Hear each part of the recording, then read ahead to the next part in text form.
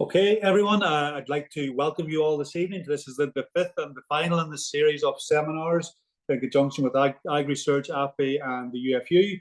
I don't know if any of you have been participant in all five of them, but if you have, well done. This evening's event is to summarise what has gone before in the previous four. So before we do that and we get the evening going, just want to do a wee bit of essential housekeeping I have to talk you through. So just to say that this event will be recorded and a link will be available for you to watch it afterwards if you wish.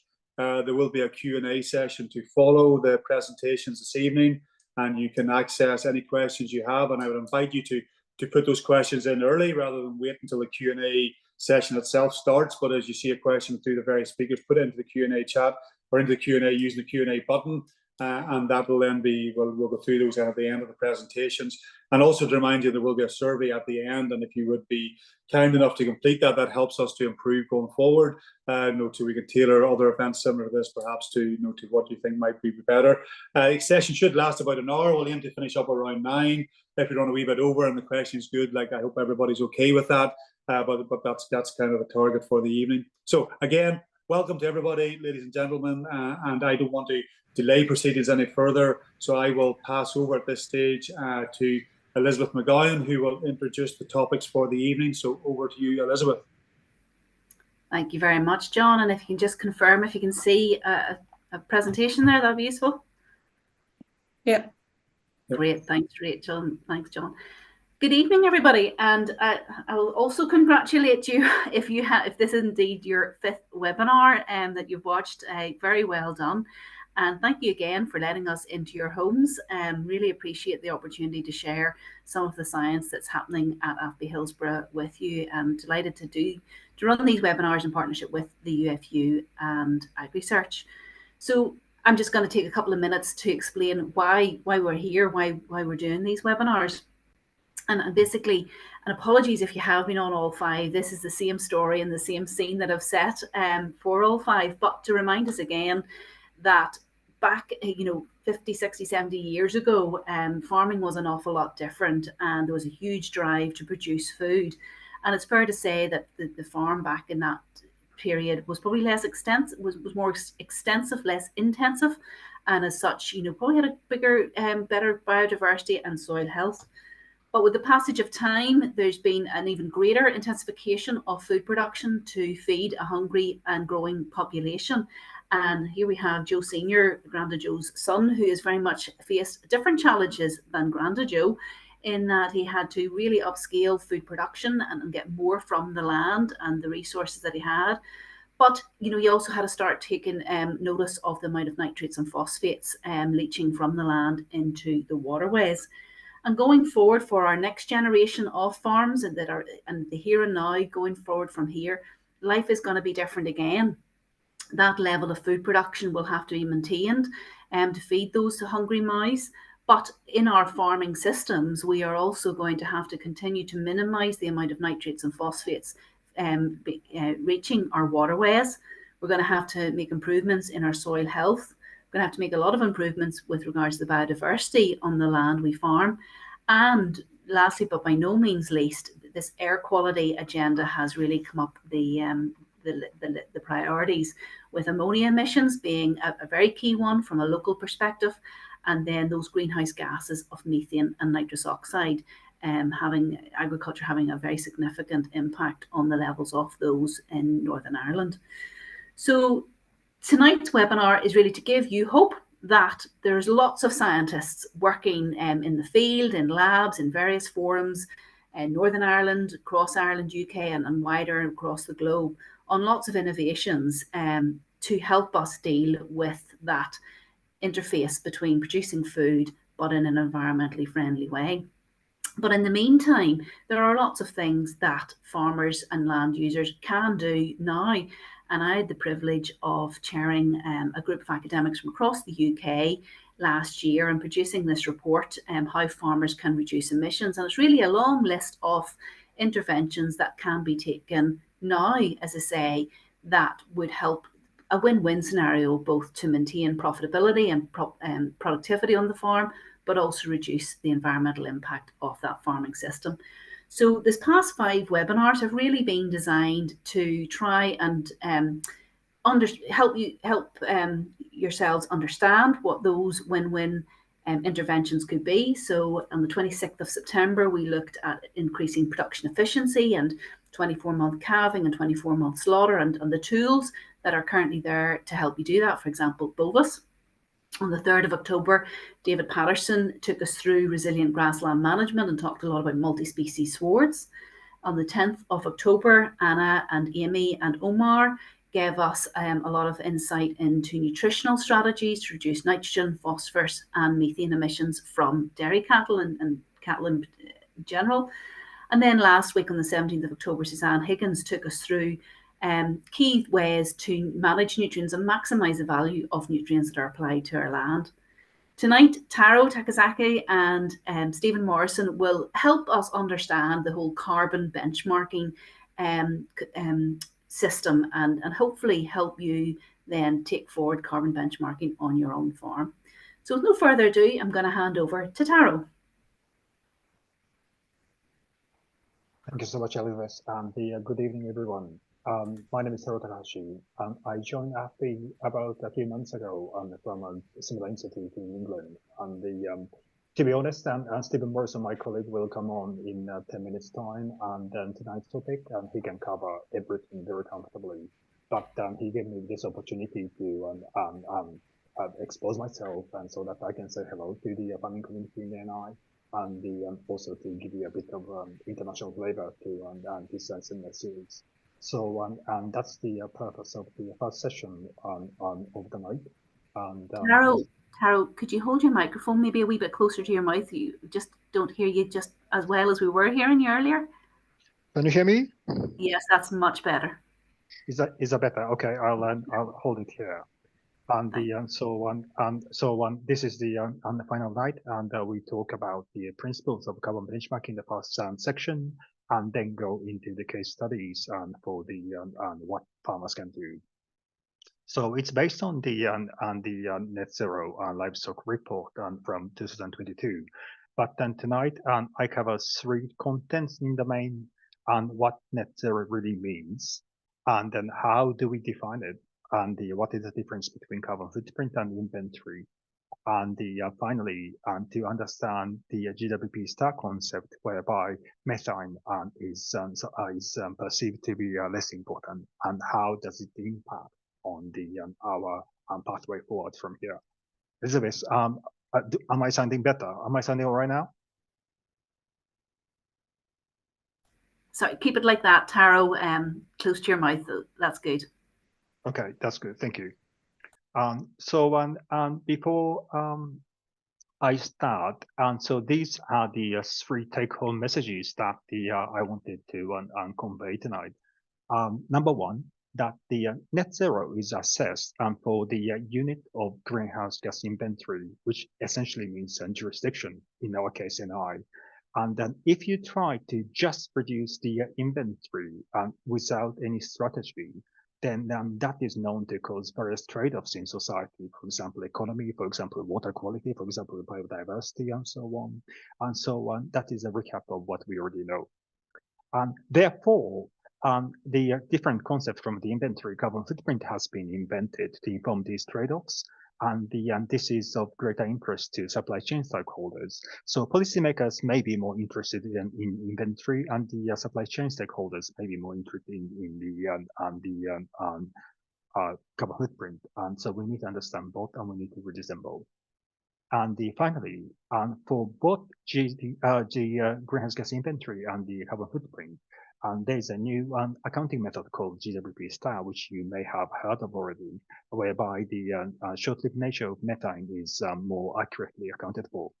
But the urban myth is that, and therefore methane doesn't matter.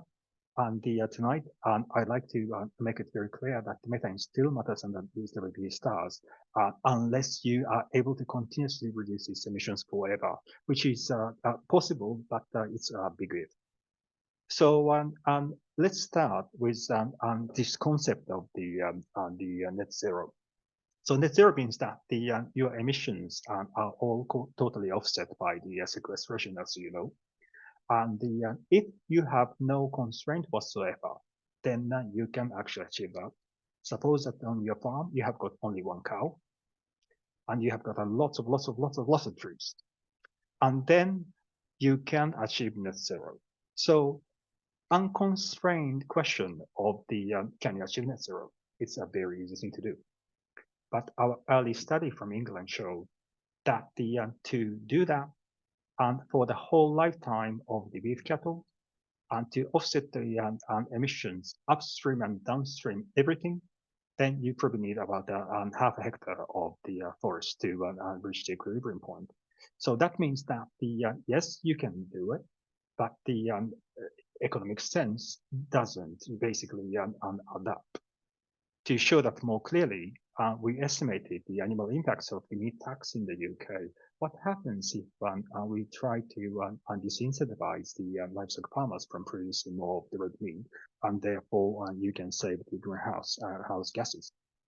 We show that yes, indeed, if you do that, you can reduce the emissions from the whole of the UK, and you can have the positive monetize the impact from it, because you have got a cleaner environment and so on.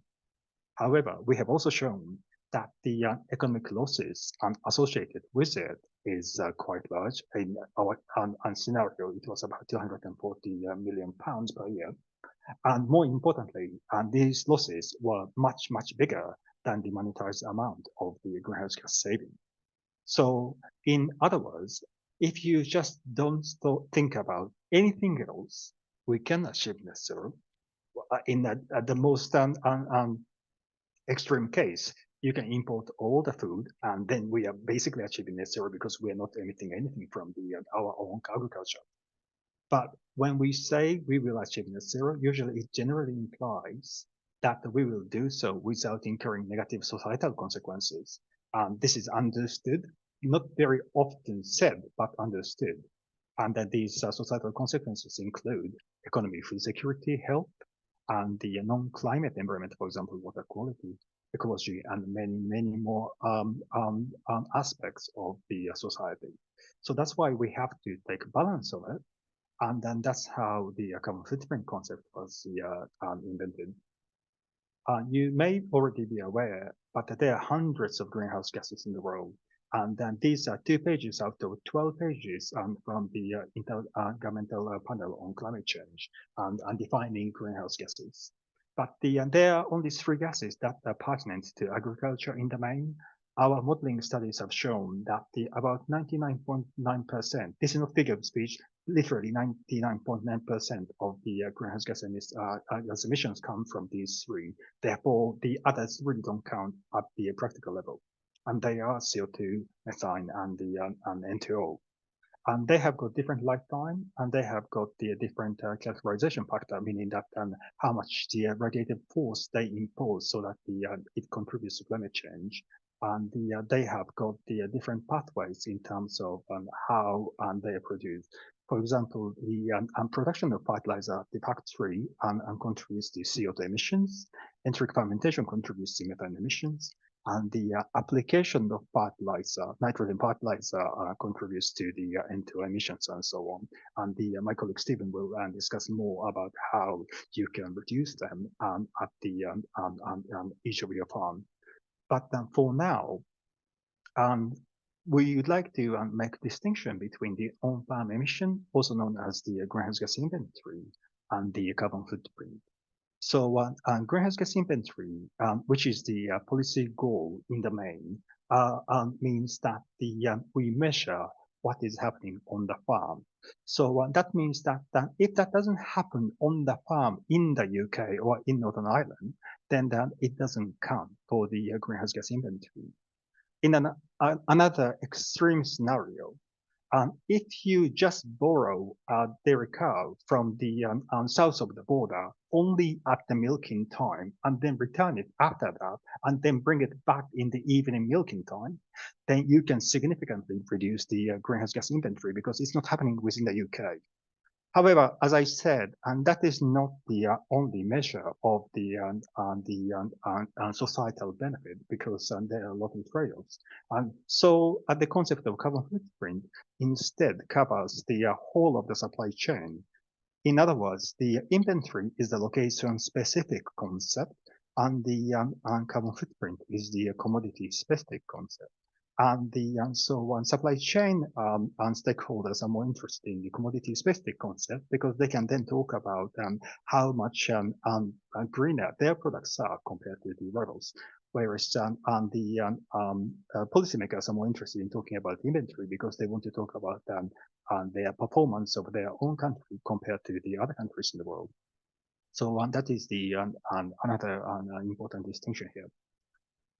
Either which way, we measure carbon footprint, we measure greenhouse gas inventory, because we want to know how that would affect the climate change, and in particular, how that would increase the temperature.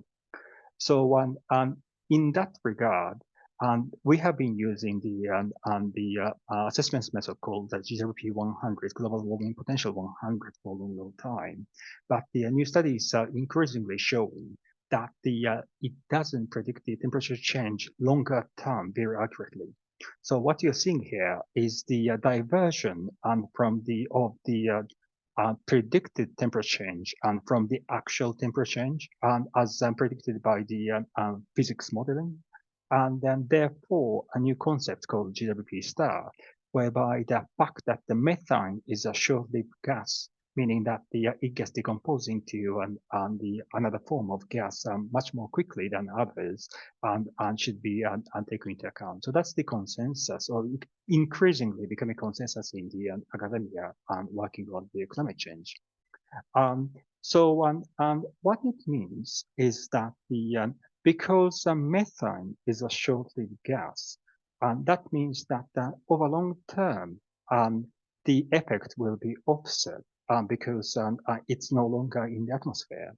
What you're seeing here is the another study of ours showing the impact of the greenhouse gas emissions from a farm after 100 years. In other words, how much of the temperature change 100 years from today can be attributable to the emissions on the farm today. So when we run mathematical model to estimate that, what you're seeing here is that even if you change the methane emissions on the farm, it doesn't change the color that much. Blue stays blue and the red stays red. So that means that the effort to reduce methane emissions does not matter if you are only interested in the impact in 100 years from now, because by then methane is all gone. On the other hand, though, if you keep emitting methane for the next 100 years, and then if you account for the cumulative impact of all these emissions at 100 years from today, then methane does matter. And that's because this continuous emissions mean that you are not removing it. And so, yes, today's methane does not matter much, but it pushes ahead and replaces all the old methane. And ultimately, it still matters. So what you're seeing here is that if you are to emit every year, then the color has got the gradation. So if you reduce the methane, then you can actually change the color in terms of the emission, and therefore your carbon footprint and your contribution to greenhouse gas inventory would be so much lower. So and that means that it is not true to say that the methane doesn't matter just because you use GWP star. However, there is positive news about our Shell Net Zero case study, which Stephen will mention in a minute. And so we calculated the reported values based on the GWP 100, which is the global standard of the impact assessment method. But we recalculated this using the GWP star, and what we found was as follows. we already knew that the combination of the mitigation technologies would result in UK-wide reduction in greenhouse gases of about 8.2 gigatons of the CO2 equivalent, and about half, a little bit more, came from the methane reduction using the mitigation strategies for the methane, especially enteric fermentation. And because we are able to reduce methane, that means that the compared to in our immediate past, say 15 years ago, we will reduce the amount of methane in the atmosphere, and that leads to global cooling. And the amount of, or the impact of the global cooling we are able to achieve through these technologies we found are bigger than the impact of the CO2 and M2O per year in terms of the global warming. Therefore, the conclusion was that no additional contribution to climate change from the livestock sector would happen if all farmers adopt all these greenhouse gas mitigation technologies across the UK. So that means that yes, the past emissions and that these gases are still in the atmosphere and they are contributing to climate change. However, no additional contribution will be made. Whether that is enough or not is a policy question, but science-wise, and it is possible for us to stop the impact right now if we are all to use the mitigation technologies. However, there is a huge caveat here. The reason why global cooling effect happens is because we emit less methane today than, say, 10 years ago, 15 years ago. Therefore, this routine, this cycle has to continue far into the future. Say 15 years from today, all the old methane will already be gone from the atmosphere. And at that time, because our emission level would be the same as what we would do today after the adoption of the new technologies, there is nothing to cool down anymore. At that time, therefore, we have to come up with new mitigation technology to further reduce the methane for this scenario to continue. Therefore, what it means is that we cannot just be complacent about the fact that we use the mitigation technologies and therefore we can reduce it. This has to be an infinite loop, and so that the all these offsetting mechanism will mathematically continue long into the future. And probably that's a good thing for us agriculture scientists, because that means that we are less likely to be unemployed. But the effort has to continue to ensure that we are sustainable industry long into the future. So on that note, I stop my talk, but I'll be very happy to answer any of your questions. Stephen, over to you. Thank you, Taro. I'll just try and share a screen here. And fingers crossed. Just confirm, Elizabeth, you can see that screen? Yeah, perfect. Perfect. Again, so thank you, Taro. Taro's sort of given us a sort of a whistle-stop tour of inventory versus footprint and the differences between those, but also give us a bit of a flavour of the hot topic of GWP star. So what I'm going to do now is really go through examples of what we can do right now using the current sort of carbon footprint and methodologies to help reduce our footprint. So again, a lot of this is going to be based on the CL Net Zero report that Elizabeth chaired and brought experts across the whole of the UK. And again, contrary to the pictures you have on your screen, hopefully, I'm not going to cover the monogastric sector, and that's purely based on time. And I'm going to focus on dairy, beef, and sheep. Again, that's just a recap of that actual publication, which is available on the website there, of how we can reduce our emissions. And again, it did bring experts from across the whole of the UK. And again, in the interest of time, I'm going to focus on the carbon footprint aspect of it, but the report also does give the impact at the national inventory level as well. And for those that are up to speed with footprinting tools, and the range of tools are out there, we use the AgriCalc footprinting tool within this and work closely with the AgriCalc team. So without further ado, I'll go straight into the first case study. So in this example, it was a dairy farm, and it was a spring calving grazed grass focused farm.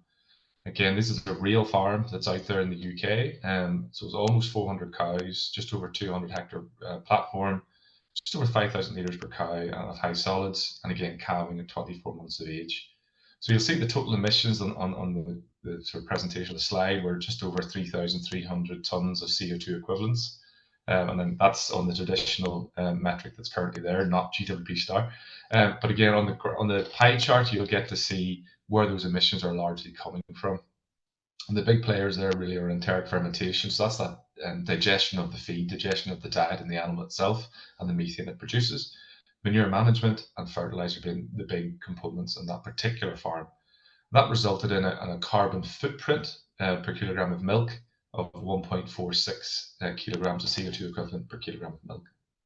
So what could we do on this particular farm to try and reduce that footprint using the technologies that are available now or coming very soon?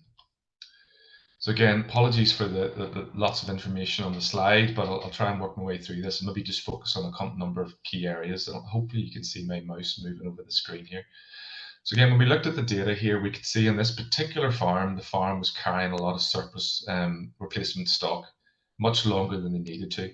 And also within that, there was a lot of opportunity to improve the productivity of the grassland. And that wasn't putting more fertilizer, and that was getting the soil into a fertile state, and also looking at the grassland management techniques to boost sort of productivity of that land itself.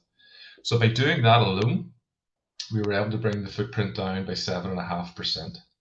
If that land that was then released by being more productive and also releasing or removing some of those surplus replacement animals from the herd, if we put some of that land into forestry, that would then potentially reduce the overall footprint by almost 18%.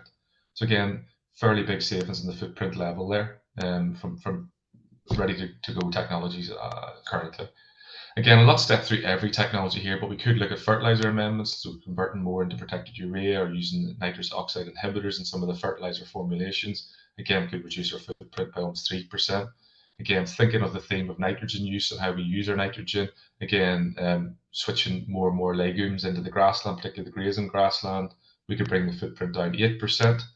And again, in the earlier seminars, I think it was maybe 2 seminars ago, Omar discussed the methane inhibitors and what's happening in the world of science in that space.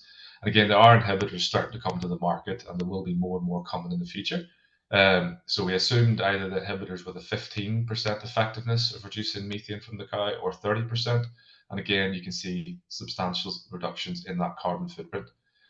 But what's going to happen is not going to be a silver bullet type approach here. It's going to be compiling and collating a number of these strategies together where we're going to get the biggest impacts. So again, if we just simply took being more focused in our dairy enterprise by reducing the number of surplus followers, improved our grassland management, and added in the dairy methane inhibitors, we then added in the land saved and put it to forestry. That particular farm, and this is where I must stress is specific to this particular farm, had a 31.5% reduction in its carbon footprint. So again, big reductions from technologies that are nearly there or there already. So moving into a different version of a dairy farm system. So this is looking at a more indoor high yield focused farm. And again, you'll see on the slide there, we've got 410 cows, so slightly more cows than the last one, but not much more. 252 hectare platform, over 10,000 litres per cow, and again 25 month age at first calving. And you'll see if you look at the pie chart here, slight differences in the actual emissions profile. So we've got our enteric fermentation, so that's our methane from feed digestion. Manure management will be slightly less. We've got maybe a little bit less in the fertilizer possibly, but more coming in the purchased feed itself. So that's the importation and the footprint associated with the feeds that are coming onto the farm. Again, total emissions on the farm, but pushing towards 5,000 tonnes, but footprint per kilogram of milk, 1.18. So what can we do in this particular farm to try and reduce those emissions per kilogram of milk? So in here, again, similar, we'll step through, not go through every one of these, but again, we looked at the age of first calving. It was reasonably good at 25 months, but there was scope to improve it even further, down to 24 months. So even that small saving of a 1 month age first calving was almost a 1% improvement in the carbon footprint. Couple that with the land you might release from having less of those followers in the system, and again that gets you up to sort of 5% when that land's used for forestry. Bring in things like the legumes, the methane inhibitors, and then start stacking them together on top of each other, and with the land released being used for forestry. On this particular farm, we were getting close to a 17% reduction in the carbon footprint on this farm. So again, a major reduction, bringing the carbon footprint of the farm just below that 1 kilogram of CO2 equivalent per kilogram of milk. So that's the dairy case studies, two very different systems, but it was to show within those different systems we can make significant reductions in our footprint. Moving on to a beef case study, so this is suckler beef. So this is an example farm as well, based on a bit of Scottish work. Again, it was a 100 cow herd, 700 kilogram cow live weights, calving weight about 86%, 79 animals slaughtered per year, beef animals slaughtered in and around that 21 months, and homegrown heifers calving first at 3 years. So again, you'll see a different sort of emissions profile as what we had for the dairy farms. So again, very much reflecting the system. And again, you'll see the total footprint here, 35.73 kilos per kilogram of dead weight on the farm. So what can we do in this farm? So slightly differently to the last case study, what happened in this situation was the mitigation strategies were cumulatively stacked on each other. So you'll see it here in this particular chart.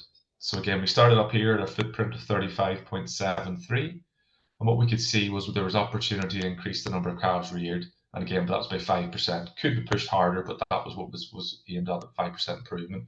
Reducing the age of first calving to 2 years, which again is the best practice standards out there.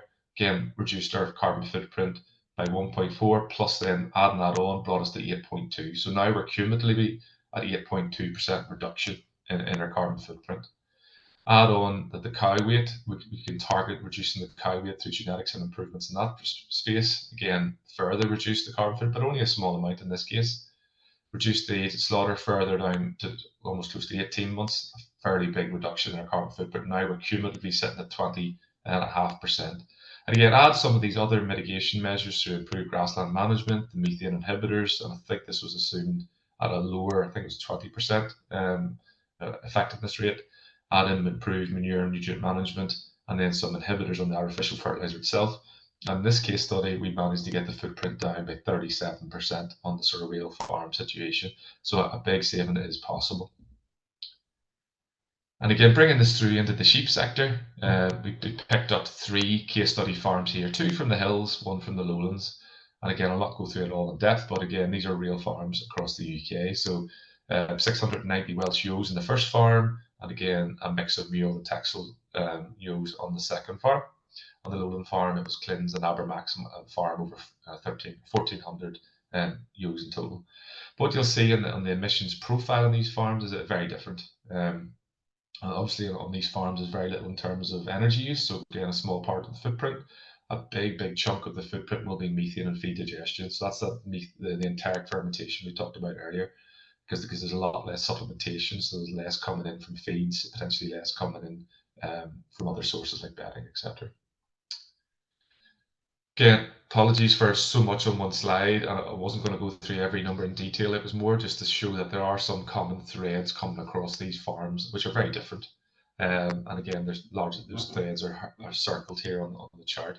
So again, as I mentioned, improving things like fuel efficiency on the sheep farm was a relatively small impact. And that's because there was very little fuel usage in the first place. So again, very small. But things like adding greater incorporation of legumes into the soil, improved fertilizer management in terms of the timing and the placement of that fertilizer.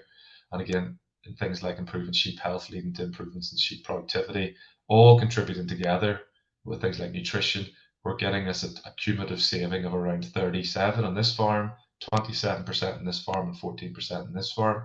If we added in things like the methane inhibitors, which are hopefully not too far away, and that could make major savings to our carbon footprints at 67% in this farm, 49 and 37.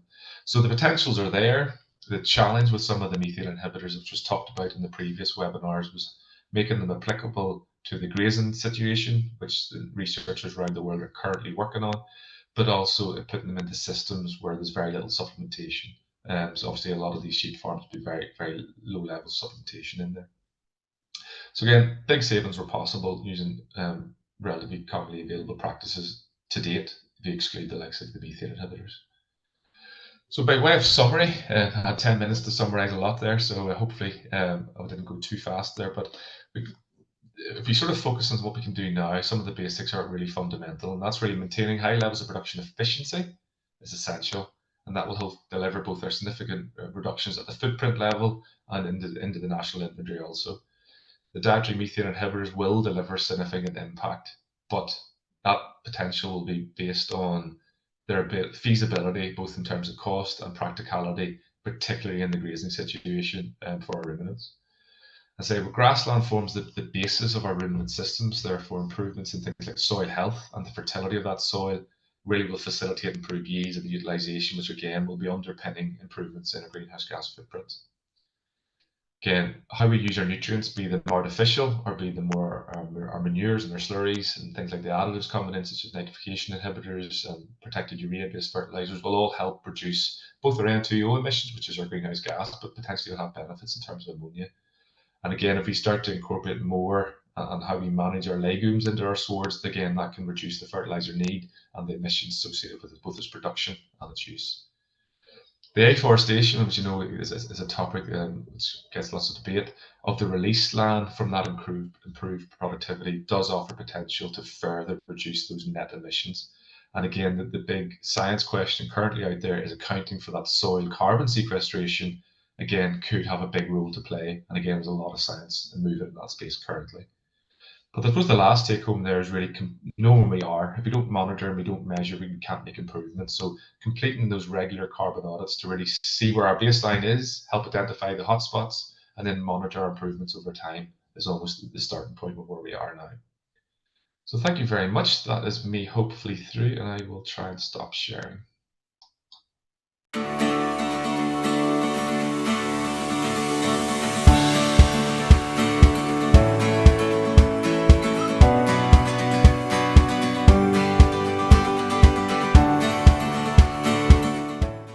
At each of these webinars over the past 4 weeks, we have brought you case studies from farms across the province who have been working with as part of our Beacon, GrassCheck and DIP projects. These farmers are an integral and vital part of AgriSearch's work, and we couldn't deliver programmes such as GrassCheck without their help and support. In this evening's video, we will summarise the key messages from the past 4 weeks and look at a range of win-win measures that farmers can take to improve their profitability and lower their carbon footprint. Let's meet the farmers.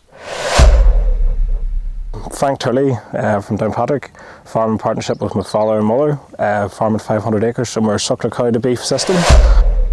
My name is James Henderson. I'm farming here outside Kilkeel in County Down in the southeast corner of the county along the coast. We're farming about 150 acres of land, and it's very much a grass-based system. We have both a lowland flock of sheep, 250 ewes, and we breed our ewe lambs as well. And then we have a dairy origin beef herd of between 80 and 90 calves are bought in every year. Hi, my name's Hugh Harbison and I'm farming here in Aghadowey, which is between Aghadowey and Coleraine. We're milking 180 autumn calving cows, calving them all in 12 weeks, producing 8,000 litres off about 2 tonnes a meal, supplying Deal Farm with our milk. My farm is situated just outside Ballycastle in North Antrim. It's just over 200 acres of predominantly quite sandy ground, slightly unusual in Northern Ireland, and it's all grass. We have there's a suckler herd and a sheep enterprise breeding mule ewe lambs predominantly for the replacement ewes for lowland sheep farmers, and then a small pedigree flock of blue Leicesters. Johnny Blair, I farm in partnership with my father and my mother. We farm just shy of 300 acres here in the northwest. We face out towards Donegal. All of our land is north facing, so we get very little of the south facing sun. We are all sucklers. We have somewhere in the region of around 90 cows, trying to take everything through to beef that we can, but we do sell live as and when we need to. We are trying to target a more of a low input system here now as opposed to a high production system. I'm Thomas Steele. I farm here in Kircubbin, County Down, in partnership with my parents and my brother. We're currently milking just shy of 600 cows on farm, with all young stock that are kept for replacements. We operate a high input, high output system, and cows are housed 365 days a year. How you doing? I'm Ian McClelland, a farm here down in Lochbrickland, Banbridge. We're on 100 cows or so, doing 10,000 litres. We try and graze as much as possible. Increasing production efficiency isn't exactly a new message, but it is still a very important one. It's about ensuring that you get optimal output for your inputs. This is not only good for the environment, but it is also good for your business, because when we don't get good outputs for inputs, we have waste. This means more cost and less income for you and more emissions to the environment. The farmers featured in this video set targets. They regularly monitor performance against those targets, and if they are not meeting those targets, they take prompt action to address the issue. Key targets include slaughtering cattle under 24 months, calving dairy and suckler replacements at 24 months, and a calving index of close to 365 days. Using the right genetics is also a powerful tool for improving your efficiency and lowering your carbon footprint. So this was all about here, where everything's a grass-based system here on a rotational grazing paddock-based system. Maximise the amount of grass we can grow. Everything through on the farm is brought through the beef and finished off grass. There's no concentrate or little to no concentrate finished on the farm. Cattle are sold under 24 months old, averaging about 310 to 15 kilos dead weight. The steers and heifers across the board. Predominantly we're a spring calving herd. Cows start calving from the end of January onwards, and they're for about 9 weeks the cows will calve. Cows, one calf per year, so we're calving index is about 363, and we're calving our heifers under 24 months old. Everything is calving in the early spring, really, because we're trying to get our cattle away before the 4 months of age and off grass. So the early spring, so the animal going into the winter time is a big animal when it's weaned off the cow. Targets are really met with just, our big thing is trying to grow as good a quality forage in front of the cattle at all times, along with genetic merit. We're trying high ABV bulls, AI bulls coming through genetics onto the cows to try and have a bigger and better terminal sire coming across all the time for carcass gain and performance. Cattle are weighed about every 8 weeks in the grazing season when they're brought in, whenever they'll be dosed or whatever other maintenance is needed done on the way through, to constantly perform performance monitoring to make sure cattle are performing, and if they're not, we can adjust the system and bring them out and rebatch and allocate to different grasses, different groups or whatever, to try and maximise performance on them all the time. Along the way, we have targets at weaning, we have targets at turnout, we have targets throughout our first grazing season at housing, and the important thing in the whole system is both grass quality, grass availability, and then good quality silage over the winter periods as well, just to be able to achieve those targets. So we calve all our heifers at 20 more months. So for me, that starts off whenever the calf's born at this time of year. We ensure the calf gets lots of colostrum, and then we have a very vigorous vaccination policy for pneumonia, and then we regularly weigh the calves throughout the first year and then on into the second year. And then in terms of those animals, as they're coming to breeding now, we're making sure those animals are on really good grass at the minute, after grass from third cut silage, and we're ensuring they're on the right target and they're on the right and plane of nutrition for breeding in December.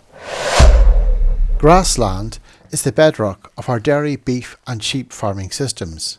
It accounts for over 90% of our agricultural area. Improving our grassland management will improve the quantity and quality of grass grown, reducing the need for purchased feed. Grassland measurement is still at the heart of this. You can't effectively manage what you don't measure. Silage quality is also a critical success factor. Cussing good quality leafy silage is essential for livestock performance. For the past few decades, our grassland has been mainly comprised of monocultures or perennial ryegrass, which relies on manufactured fertiliser. This system is simple to operate and has worked well for many years. However, there are increasing pressures to reduce the use of manufactured fertiliser, which was one of the principal sources of N2O and accounts for around 20% of farmers' greenhouse gas emissions. Added to this, the weather has most certainly not been playing ball in recent years, hence the need to improve the resilience of our grassland. Clovers will have an increasingly important part to play. Grass clover sorts can achieve good yields comparable to high fertiliser use, but they require a much higher intensity of management than grass monocultures. They are much more fussy when it comes to P, K and pH and require nurturing during early life. Transitioning farms to clover is a long-term endeavour, not a quick fix. Multiple species swards are more niche and certainly aren't for everyone, but they do have a role to play on drier farms and have been proven to reduce the need for anthelmintics. There is increasing interest in the use of protein crops. Many of these are leguminous and so need little in the way of nitrogen fertiliser. In addition, they can replace purchased proteins such as soya in the diet, which can help lower your carbon footprint. Initially, I was doing the grass measuring probably for grass check and on a weekly basis and keeping the records, but as time went by, I very quickly found the benefit of seeing the level of grass growth we had, looking at my wage, how much grass I had available, whether I had a surplus or a deficit, and be able to adjust accordingly. Now doing it for grass check is almost a secondary concern because it's a priority that I have on a weekly basis, just to be able to measure, to see what grass growth is on a daily basis over each week, and then to compare that with the level of demand that there is through looking at my wage. And if I have a surplus, I'm very quickly then able to take out some of those surplus paddocks for bales. If I have a deficit coming, I'm maybe able to slow down the rotation and bring in some of those surplus bales to feed, so that I've got forage in front of my stock throughout the season, whether it's grass or sometimes in the case of good quality bale silage. I suppose now since 2016 we have been operating paddock systems for our cattle initially, and then we've also introduced it to the sheep, and we found that a great benefit. Most of our fields are 6, 7, 8 acres in size, and to really graze those out properly is very, very difficult to do. So we split them into, for the cattle it's into 2-day paddocks, the sheep it's into 3-day paddocks, but it means that we concentrate on one area of the field and it's grazed down to covers of 1600 in the early springtime, and then we move them around to the next paddock, and that allows the previous one time to get up and the leaf to get going again. And it, apart from growing more grass, we're utilising the grass better, and the stock seem to thrive very well because we're able to present them with good leafy swards at each grazing. I think grass measurement's important for us because we're quite far north on reasonably heavy soil, and our grass growth will be reasonably or slow in the spring, March and April, but from mid-April to mid-May it just totally takes off. And it takes a lot of managing, and the information we get from grass checking, just particularly walking our farm once a week and seeing what the fields are doing, allows you to take fields out and ensure good quality grass throughout the spring and summer months, and allows you to budget and see how much grass is available for the cows. On our silage operation, again trying to make as good high quality forages as we can to sort of reduce the amount of bought in concentrates. On the farm here, our ground was quite early, and we can actually get away with making 4 to 5 cuts of silage per year. First cut will normally start anytime sort of end of April, start of May, and then we're consistently cutting about every sort of 5 or 6 weeks after that. That high quality silage is sort of the key to our system here, and we need that consistent silage to maintain high levels of milk production.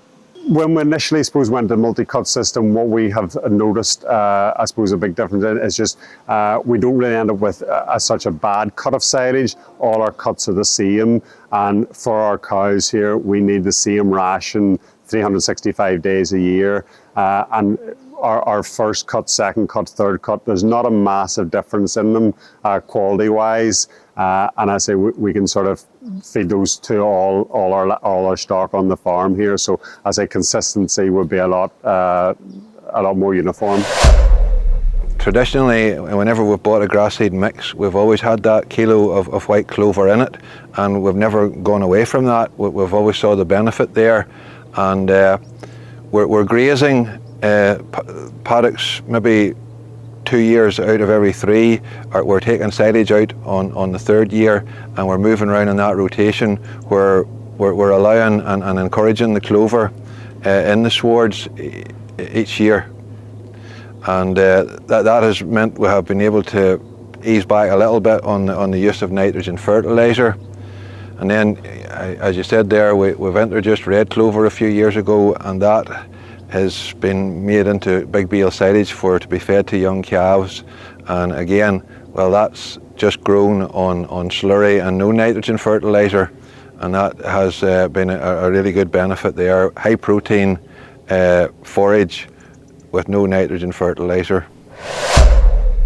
So we've got about 15 hectares of multi-species on now on the grazing platform. As you can see behind us here, this is one of the paddocks, and it's done really well. This field has grew about 9 tonnes of dry matter per hectare this year with no artificial nitrogen on it at all, and the cows seem to really do well on it. It's not all plain sailing. There's obviously weed pressure. We've direct drilled this paddock you're looking at here. We direct drilled it last year into spring oat stubble, and I think that's been a real good job, and it allowed us to manage the weeds before drilling it, particularly the docks. There's also the problem with the openness of the sward, and whether it'll have the longevity as other grassland swards on the farm, and it'll be interesting to see the results over the next few years. There's no denying the fact that the newer grass varieties are better performing, better quality. The cattle seem to do well on them, so we're just managing those and reseeding as much as we can, and keeping an eye on the soil nutrient status and making sure pH is right, P's and K's, and just getting the basics right, really. Get those right, things usually fall into place okay. So certain sward types that's on the farm, we have found certain herbs there in the dry weather when it's coming in, or certain herbs are getting us where we'd be buying maybe another 10 days to 14 days throughout the grazing season if it was a prolonged period of dry weather, which is a big thing, ensuring fodder is in front of the cattle. And also the clovers are doing a very good job at, when it does turn dry, they're covering the ground cover, trying to cover to stop direct sunlight, so stopping any evaporation out of the ground or moisture being pulled out of the ground from then. So we're buying a few extra days to a week longer in the grazing seasons, which mightn't seem like much, but it's a whole lot whenever it comes into the whole picture of the whole thing. So. We've quite a few multi-species swards down now, and quite a diverse multi-species swards with about 14 or 15 different species of plant in it. Seeing a lot of benefit from the point of view of being able to grow at any time of weather conditions, shall we say. It's not affected by drought, or it's not affected necessarily by excessive rainfall events. Opening up the ground and the soil is as much of an importance to me as it is what it can grow above the ground. I think quite often as farmers we forget just how important the soil is to our businesses, and having a diverse mix in a field setting in your soil is very beneficial for the microbes under the soil. It's very beneficial for keeping your sward or your soil open and aerated. Looking at the way prices have gone, etc., we're always looking, homegrown forages are the cheapest. We have, over the past few years, we've increased our maize acreage, and I said we try to, grow a lot of forage maize, again for starch value. We also have started growing lucerne, and again we've found that has reduced the amount of bought-in protein that we need on farm here. So that's the field of lucerne here. That's since first year. So it's a bit of a trial plot. There isn't many people growing lucerne in Northern Ireland. So along with AFBI, the research institution, this is one of our newest research projects we've been coming along on. It's the second cut now. It's the first week of September, and this is the second cut that's been taken off it. More than happy with establishment coming forward. People are telling us how hard it is to establish and stuff, but we got this on a good establishment in the spring and a good first cut, very little weed problems, and again, second cut has been a very good crop stand the whole way through. More than happy with it. Reasons for growing it, again, high fodder costs, high inputs. If we have to buy in meal or whatever, protein's a very dear part of the feed ration. So if we can grow homegrown proteins on farm to make it readily available for the cattle, this is what we're doing. We're a big square bale system here, so as you can see, these are square bales here. It's been cut with a disc mower, scattered immediately, left it for 24 hours, rode up, 24 hours after cutting, and then the following morning it's in the bale, and we reckon somewhere in the region between 30 to 40% dry matter in these bales at every time. So it's a good source of protein for the cattle that'll be feeding young growing cattle over the winter time, either on kale or if they're standing out in the field, as will be added supplement along with the winter grazing. Several years ago, we were involved in an AFBI project involving low protein, and it was just one of those things that I suppose at the time we were just looking maybe trying something different, and I'd sort of heard a few good reports about it, and it's just something we were quite interested in at the time. We run like 2 different batches, and we're looking sort of what we'd been doing before, and then a low protein batch. So basically we were restricting the protein in that first period, and then just slowly ramping the cows up then afterwards. What we probably seen initially were cows were a wee bit slower to peak. They didn't maybe peak just as quickly, but what we found was later in lactation, they continued milking on, and we didn't get a sudden drop off. So what we maybe lost initially, we more than gained it in later lactation cows.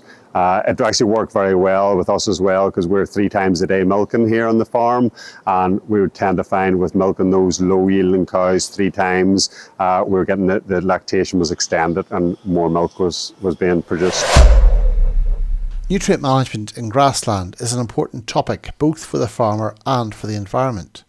The price of manufactured fertilisers, and compound fertilisers in particular, has increased considerably in recent years.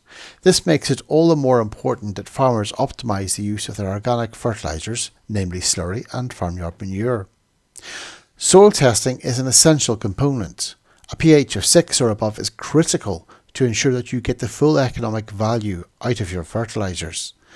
Lessee application will further enhance the uptake of nutrients.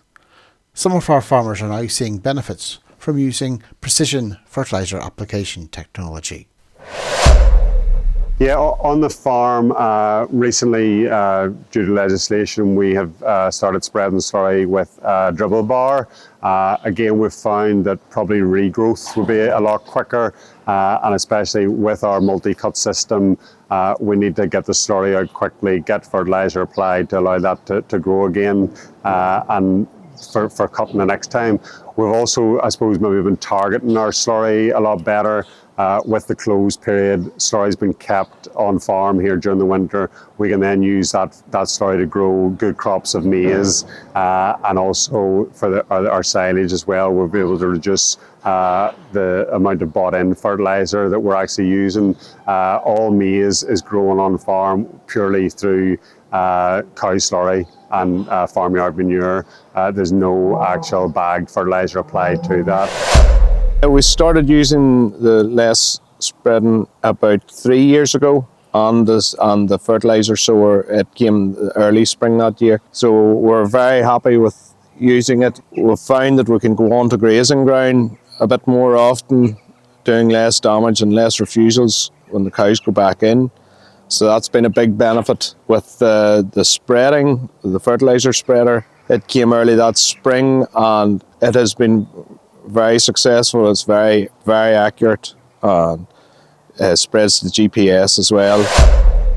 We started applying slurry and very dilute slurry and dirty water to our grazing platform, to try and reduce our use of artificial nitrogen. We found this year particularly it has allowed us to reduce our fertiliser usage by up to 15% on our grazing platform this year. So it's been a real good job, and I think our soils and our grass quality is very good too because of that, and I've been reasonably happy with it. We fertiliser spread on farm using a variable rate fertiliser spreader with GPS. It's early days with this technology. We have it actually linked to the tractor for yield mapping, which is in turn can be synced with the forage harvester from the contractor, and it's something I suppose in the future, and it's early days technology yet, but I think we'll be able to use this technology to increase productivity and also be more efficient in our fertiliser usage on farm. You can spread very accurately with the spreader. You're not wasting any fertiliser whatsoever, which especially last year was a very good when prices were £1,000 a tonne, so you didn't want to be losing too much. Energy efficiency is also an important means of lowering your carbon footprint. This can include installing renewable energy such as solar or wind, or the use of LED lighting, heat recovery units, plate coolers and variable speed vacuum and milk pumps. Managing our above ground carbon stocks, namely trees and hedges, can also help lower our carbon footprints. This also provides a number of other valuable services, as Patrick Casement describes. Farmland trees provide a whole lot of benefits. They provide shelter, and that's particularly important on my farm because we're very exposed to the North Atlantic, just less than a mile away. They provide carbon sequestration in a way that we know for sure that carbon is actually being sequestered in a way that soil doesn't do. They provide shade in the summer, and that could become increasingly important as the climate changes perhaps. And they improve the soil porosity and structure underneath them, and provide nutrients through the fall of leaves, the deciduous trees anyway, through the fall of leaves in the autumn. So they provide a range of benefits, apart from the fact that they just look beautiful. Lowering carbon footprint can seem like a big, scary topic to many farmers. But in reality, the first steps to lowering carbon emissions is ensuring that your farm is operating as efficiently as possible. That's a win for the farmer and a win for the environment. If you are interested in finding out more about carbon benchmarking and mitigation options, then there are a range of excellent materials available on the AgriSearch and CL websites.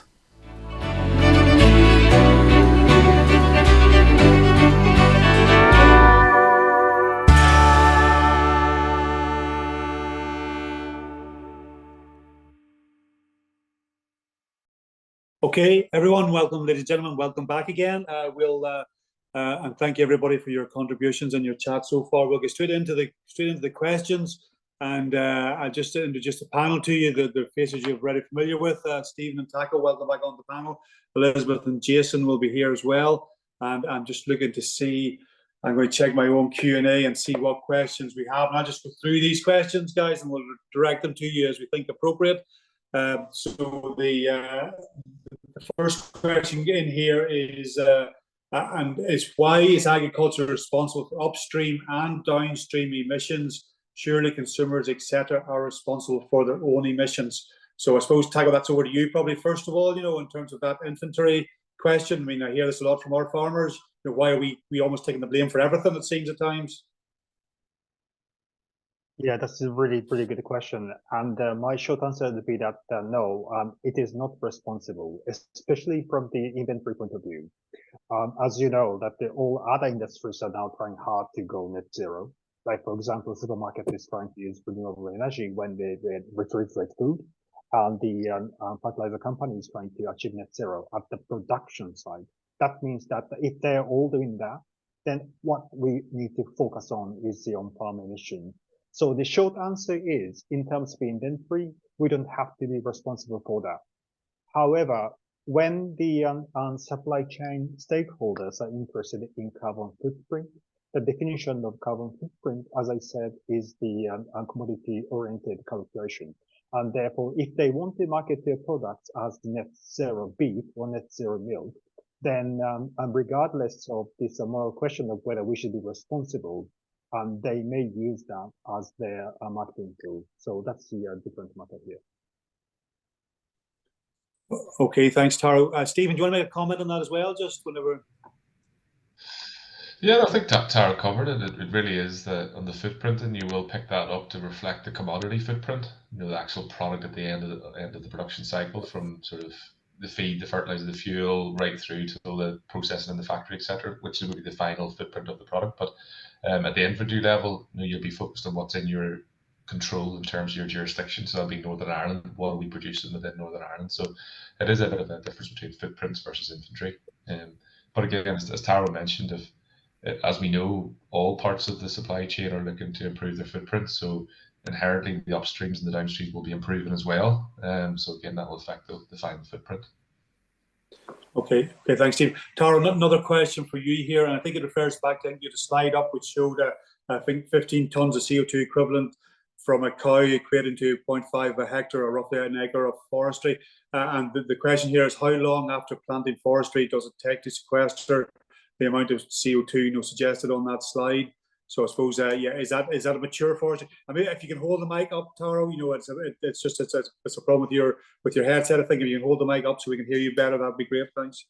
Yeah, that's again a fantastic question. I just want to show you one slide. I cheated and prepared this while everyone was watching video.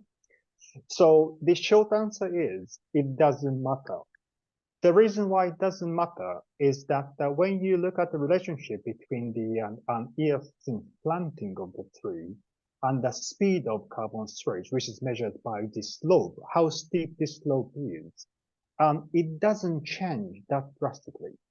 So that means that, of course, it becomes slightly more steeper after, say, 10, 15 years. And that's because now you have got the thicker resistance, and therefore you have got the more speedy uptake of the carbon from the soil, or the nutrients from the soil. But ultimately, this slope doesn't change as much. And therefore, even from the first year, and since the sapling is planted, you can start sequestering the carbon quite efficiently.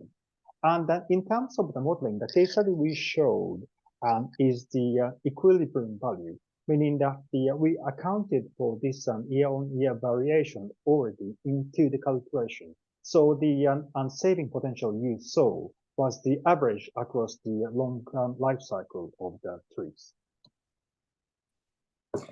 Okay, Darren, maybe I might ask you then, in terms of, you talked there about forestry and the sequestration ability of a 0.5 a hectare in that respect. How does that compare with grassland, managed grassland, in terms of its ability to sequester carbon?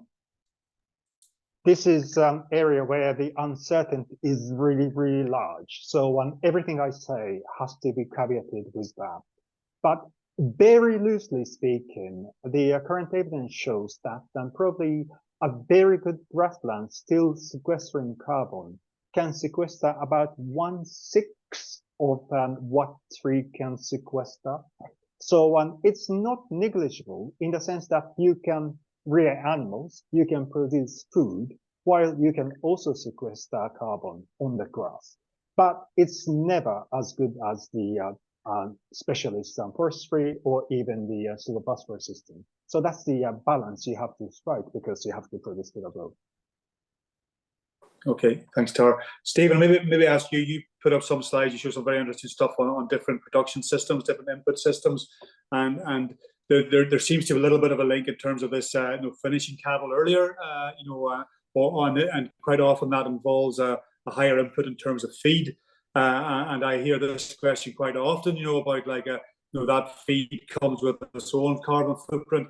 Where as farmers do we find that sweet spot, if you like, between pushing our animals and quite an intensive system with higher inputs and therefore higher carbon inputs and as a result of that getting the outputs quicker? Do you think, is there a sweet spot somewhere in there, or does it vary according to well, I suppose obviously according to animals, but like in terms of enterprises or whatever? Yeah, no, so it is about trying to sort of ensure high levels of efficiency there. So like if we look at, say, the Bovis data sets, we can see that animals at 20 months and 24 months, that this is looking at tens and hundreds of thousands of animals over a number of years. The marginal gains in carcass weight are small for the time period that's involved there. So in terms of we can produce them to their slaughter weights at quicker potentially, but the actual topic about more meal inputs, it potentially could be, but we do know with efficient grassland management we can produce higher rates of gain if we do that properly to minimize the need for those imported feeds.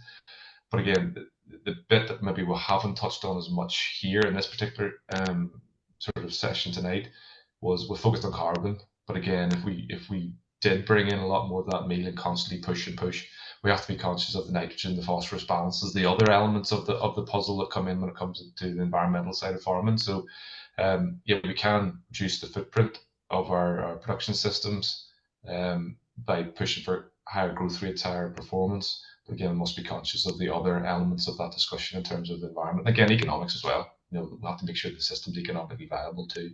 The bit that will sometimes cause a bit of confusion here too is on the footprint, we'll capture those emissions associated with the feed production, and that may be in a different country. But on an inventory purpose, you don't capture that. So from an inventory, you could actually reduce your carbon footprint at inventory level by bringing in that feed, but your footprint may not improve as much, depending on where that feed's coming from and how it's produced. So it's complex, to say the least, John, we'll say. Yeah, and you mentioned economics there, Stephen, and a question here just with regard to that. I mean, yeah, we can measure, we can see a carbon benefit, but there's also a cost with some of those mitigating measures that you've mentioned. The feed additives will come at a cost.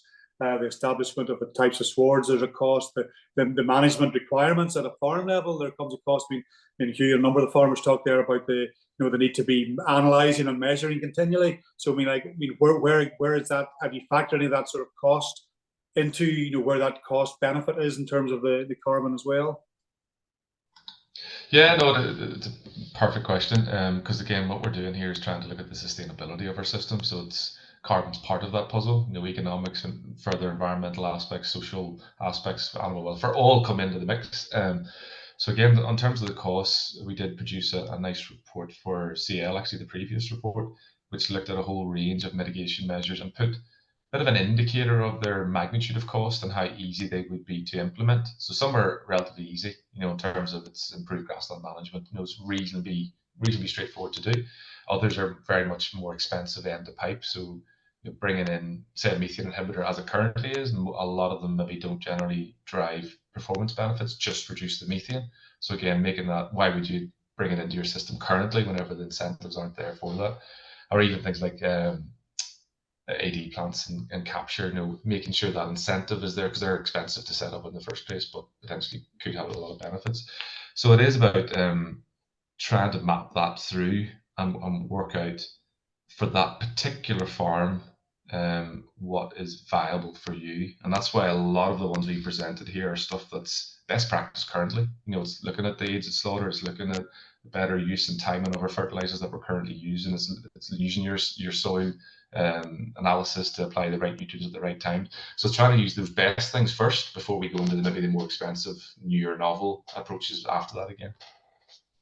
I don't know what Taro or wants to join in with that one, maybe Taro? Oh, he went mute there, so maybe he doesn't. Or even Jason, or does Stephen have any comments on the costings? I know you've looked at this for a long time, Jason, in terms of multi-species swards and the various other aspects. I mean, in terms of that cost to farmer, I mean, do you see a real cost benefit? A very, very tangible and visible cost benefit for the farm? That's a very interesting question. I mean, I think, yeah, we have seen guys, I mean, I know certainly some of our beef farmers who've done multi-species, they have seen fertilizer savings. Now, you still need to put on the P and the K. You will get comparable, but I think the thing to note with all these is they require a much greater management intensity. So they require a lot more effort. I think the other thing to note about clover is it will take time, especially trying to put it on white clover and so on. There will be a short-term pain. If you're trying to stitch in clover, you need to kind of graze that, at short rotations, 2 weeks, keep the light in. So there's a short-term pain to get the long-term gain. It can be comparable in the longer term with a lot less fertilizer, but there's a short-term pain to get through to get that. And it also does make life more complex. So I think there are gains there, but it's not easy and it's not plain sailing. Okay. Maybe a quick question on the GWP star. So Taro is probably directed initially to yourself anyway. And the question is it appropriate to assign a CO2 equivalent value to methane for use in policy, or is it more appropriate to consider separate targets for greenhouse gases due to the fact that constant levels of methane emissions do not additionally contribute to global warming? So that's in that whole inventory discussion which you talked about, Taro. So do you want to sort of pick up on that? I absolutely agree with this view that when we report the greenhouse gas emissions from agriculture, we should report on a gas by gas basis. The reason, obviously, is that the methane will get decomposed. Whether we are responsible for global cooling by reducing the methane emissions, if so, up to what level, say 1980s, 1970s, that's a policy question we cannot answer. but without having this this decomposition by gas. If we have got a single metric of target saying that this would be the carbon CO2 equivalent we need to target, then that means that some farmers mitigate methane emission, some farmers mitigate flow emissions, and the consequences in terms of the temperature change in 50 years, 100 years are very, very different. So I absolutely agree with this question that, or suggestion maybe, that the target should be separate. And in terms of a time frame around that, Taro, I mean, at UFU, we have raised this for quite a while now around GWP star and the effective measurement of methane and the breakdown stuff. And we're told things like, well, this is a UN internationally accepted measuring mechanism, and it's not something that we can unilaterally in any way sort of change. But I mean, if there's good science supporting the argument that you're making and I've heard others make, I mean, how far or how long does it take, do you think, to get that brought into the science so it becomes actually more realistic in terms of the expectations? You mean the how long before it becomes a more popular measure? Yeah, I mean, yeah, because we're still working under the old GWP standard for methane, and we think we should be using GWP star. I know you've said that there are still effects with GWP star, which you've explained very well. But I think it's a more realistic measure of what is our biggest emitting gas as livestock farmers, and if we can get a more realistic measurement of it, it actually the ask of us as farmers maybe becomes more achievable. And if we could see that as farmers, then at least we will actually be more prepared and quicker prepared to get on the journey to achieving that. I mean, is there international recognition for what you're proposing that we need to move towards GWP star? I think and it is, and the world is changing that way. For example, the latest version of IPCC report from 2021 recognizes its existence and the benefit and the disbenefit of having GWP star. So I think scientific community is now in consensus in the sense that GWP star explains the future temperature change better. And so assuming that the temperature change is the most important thing associated with climate change, then I think it will be uptaken much more quickly from here onwards. But in terms of the our pledge to net zero, say that the target is 2040, 2050. In a way, it doesn't matter, in the sense that so as I mentioned earlier, up until 2040, we can not very easily, but we can reasonably contribute to global cooling because we know that we were polluting before, and we have got mitigation measures now, and therefore we can just contribute that.